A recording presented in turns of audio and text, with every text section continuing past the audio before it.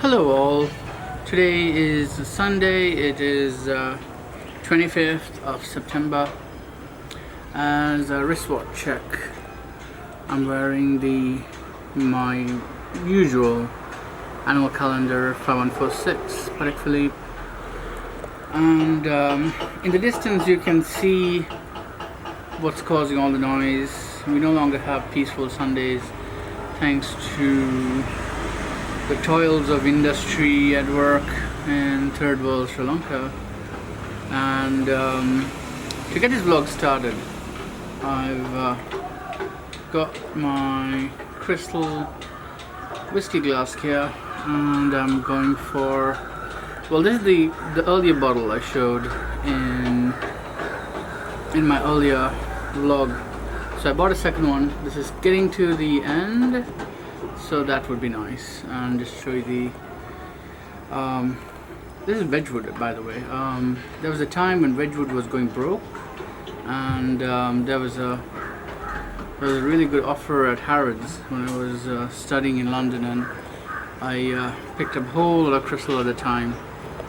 And I digress. So first I'm going to serve me a healthy potion. Maybe a wee bit more. There we go. There we go. A healthy serving. That's about 2 inches worth, and I picked out some ice spheres from the fridge. In my previous video, I mentioned how I like my single malt to have a bit of water in there to let it breathe a bit. And yeah, it's a little bit past 6 p.m. The weather is quite lovely today. I'm going to do a slow pan here, so you can see roughly. Oops, let me see the horizon back there. I'll bring back focus onto my mug. So you would have noticed my channel has, as always, it doesn't really have a central theme as such. It's just a vlog of the things I get up to, my interests, and hobbies and stuff that others may like to watch as well. And I guess my passion is technology. It has always been. I studied engineering, and I just have this love for coding and learning different languages, and my work is an extension of that. And things, for example, like photography in this digital era, it flows quite nicely in the sense that I already have the equipment, storage, familiarity with quite a bit of the tools. Not to say that there isn't stuff that I'm picking up daily, but it all falls into this similar sphere of tech and software and all that. And my recent build of the 2016 rig, whatever you may call it, the 6850K Corsair is the nickname I've given it, at least. It's turning out to be a really fantastic rig. I've more or less settled in terms of overclocking. It's nothing crazy. The CPU is just running on the basic overclock based on the XMP profile on the RAM. So it does a turbo boost of 4 GHz when gaming and other intensive tasks. I have bumped up the graphics card, the Zotac GTX 1080, not to its limits. That's not the point of it really. I've got it running so that the boost clock settles at around 2000 megahertz, which is pretty decent for an air-cooled graphics card. So the most important thing is stability and that the thermals are within a sensible range.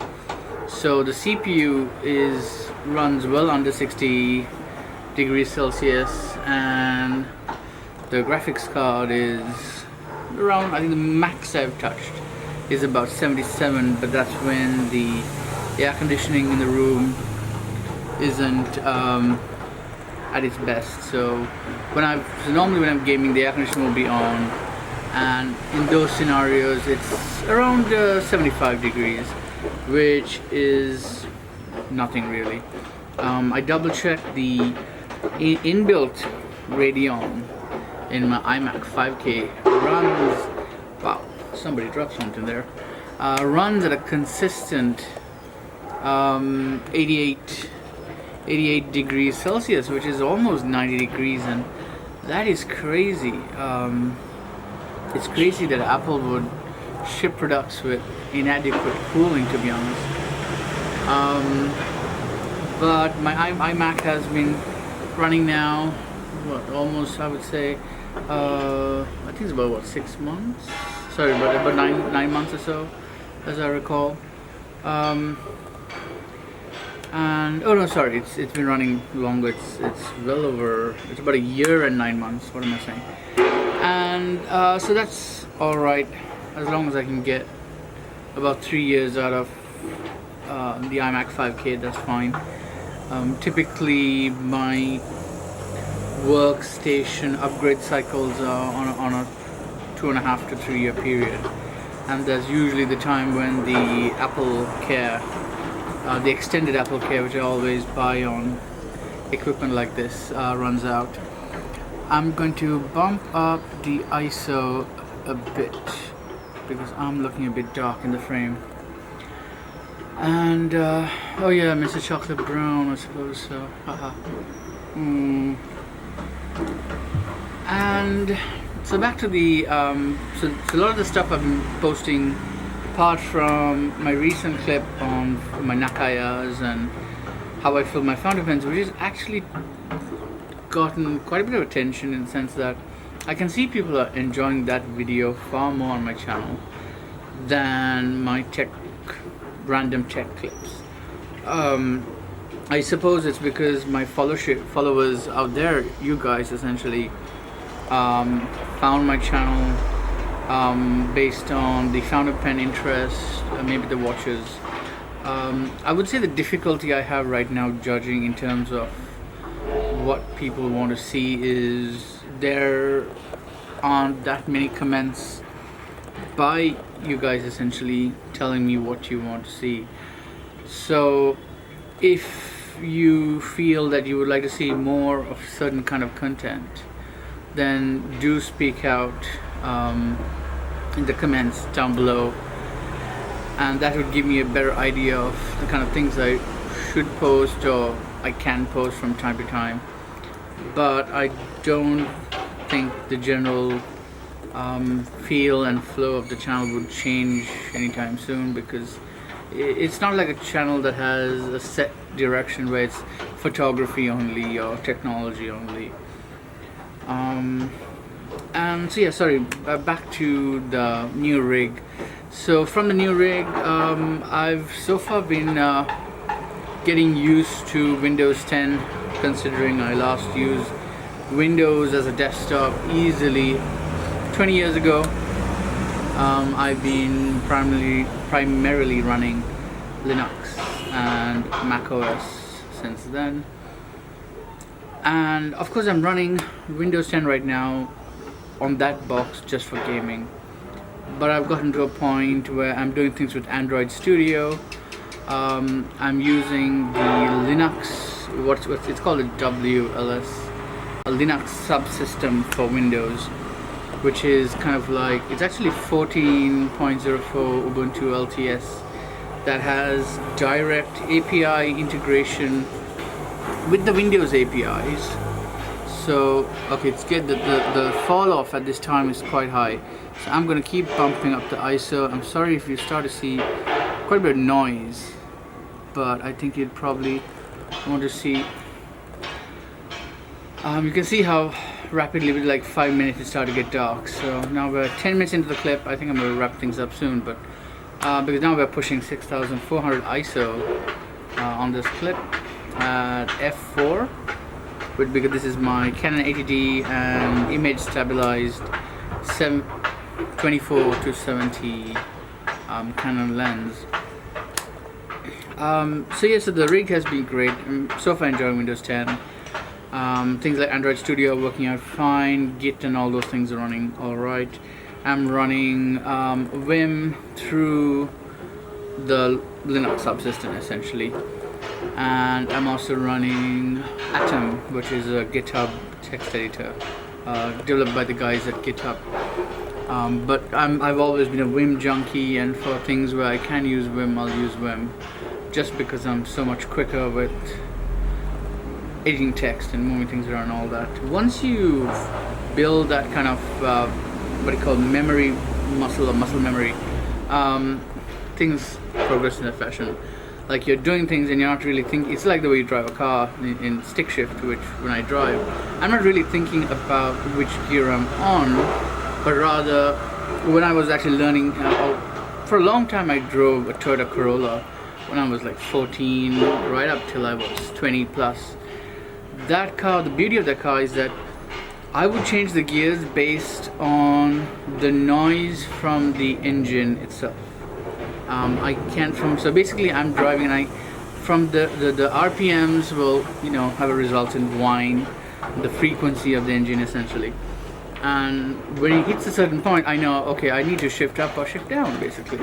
And I don't even need to bother looking at the RPMs to know if I'm redlining, because I can gauge that from the noise. But with all the new cars where you have all this sound damping and all these doodads, you don't get that raw experience. And the same thing translates over to muscle memory and Vim and that kind of stuff, where you're just doing stuff without really thinking about what you're doing, but you know what you need to get done and your fingers just take care of the rest kind of thing. And so yeah, I'm working on an interesting Android project where I'm basically I will say what I can because I'm tied to an NDA. So my consultancy firm has been contracted to take the iOS app of a client in the UK. It's a large firm in England. They've got an iOS iPad app and they want it done in Android. So it's interesting to see all the stuff that goes into Android development, in a sense, dealing with fragmentation and the challenges involved in getting stuff done to a really high degree of quality. And that's the core point that I sell my customers, is that you're not just getting quality, you're getting quality code base, something that's manageable, it's future proof, where we do our best to keep technical to a minimum, that sort of thing. And so that's where the Android stuff comes in. And so again, going back to the rig, I'm all over the place in this video today, but bear with me. The main point I'm on is about the rig itself. So I've been playing Rise of the Tomb Raider via stream, and as you can see, sorry, I'm going to stop you there. It's now we're 4 minutes in, and the light is dropping so much. Now I'm darker at 6400 ISO, so I'm just going to leave it there. If you don't see me clearly, it's because there isn't much I can do about the light at this point. So I'm playing Rise of Tomb Raider. I played a long session last weekend. This weekend, not so much. Reason being that I've been working so much and just been looking at computer screens 5 days in a row. I'm giving my eyes a rest. So I'm trying to relax my eyes a bit and take a break from staring at screens all week long, which is something I do a lot. And as a result, I haven't played as much, but I've progress to easily beyond the halfway mark of the game. So I think there's about maybe 4 to 5 hours of gameplay left, sort of. Probably it's not beyond 10 hours, so it's actually not a very long single player campaign. But if you've got the hardware to push the visuals, actually I'm going to try and push the ISO, and it's going to get very grainy. There we go. Now at 12,000, and now it's getting grainy, but still you can see my face, I suppose.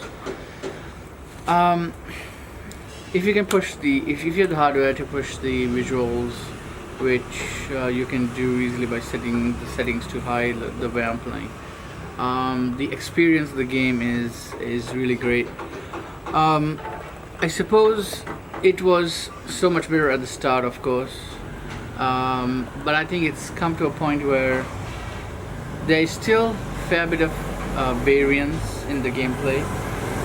I've gotten to a point with my age, I suppose. I'm not that old, but stuff that probably would have entertained me when I was 8 or 12 certainly doesn't work anymore. So I tire of games 30 minutes into the game if I find there's a whole lot of repetition. And you know the feeling. You have like a masher game, you just give it to an 8-year-old or something, and they'll spend the whole day just mashing the same buttons over and over again. Yeah, so as I said, I tire of those quite a bit. So just to summarize Rise of Tomb Raider, you have a mix of the obstacle course type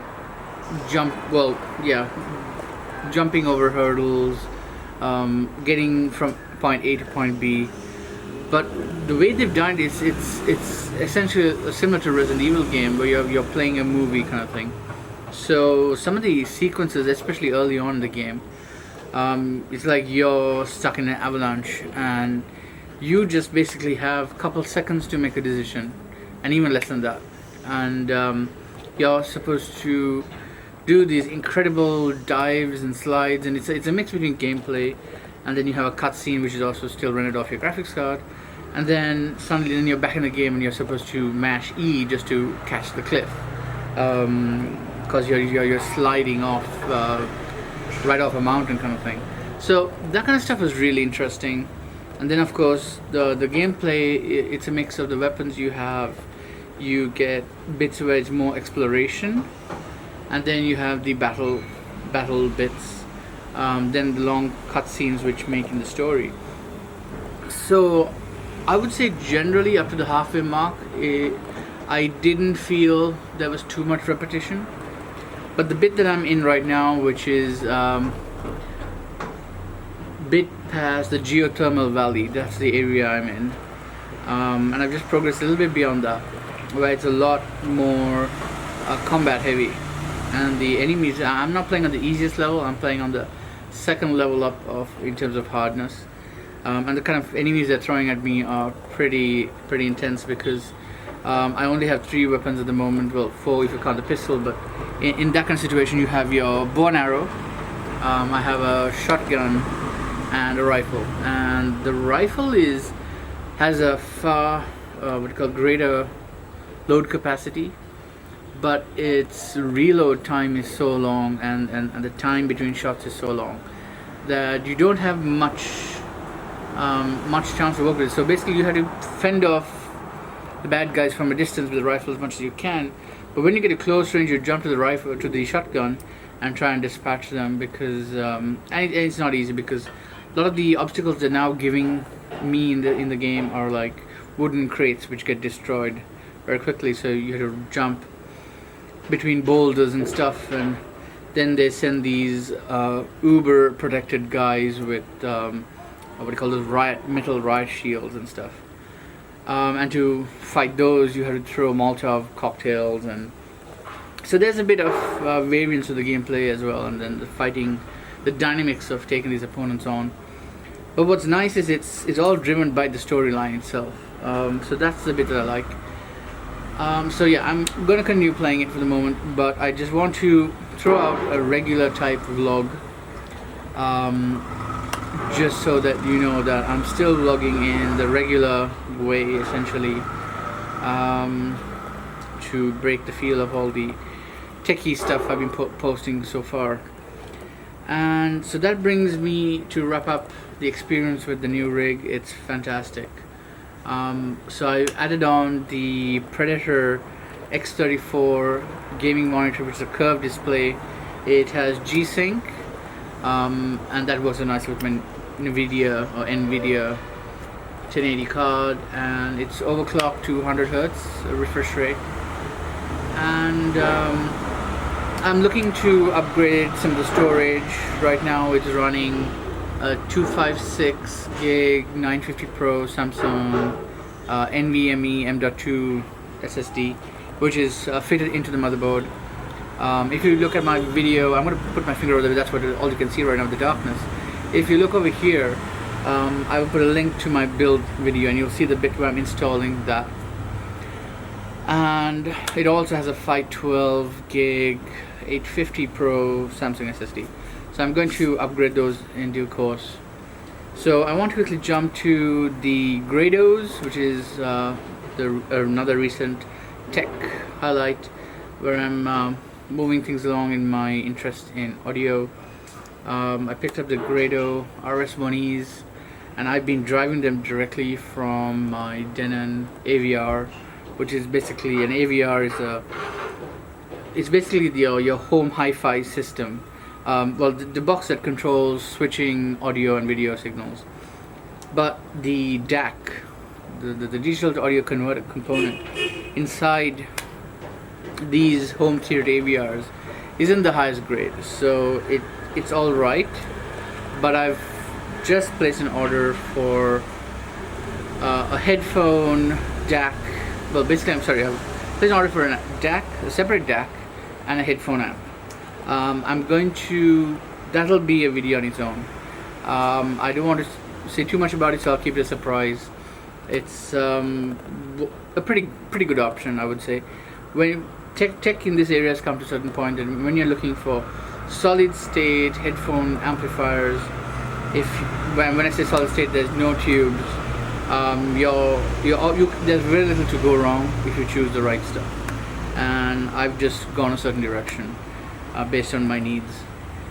So that wraps up the Grados, and I think I had some other points to talk on about photography. So I think that's going to be another clip. Yes, I want to talk about the Canon 5D Mark IV, but we're 20 minutes in, and I'm sure you're probably dozing off already, and you barely can see me. So thanks for watching. Share your thoughts.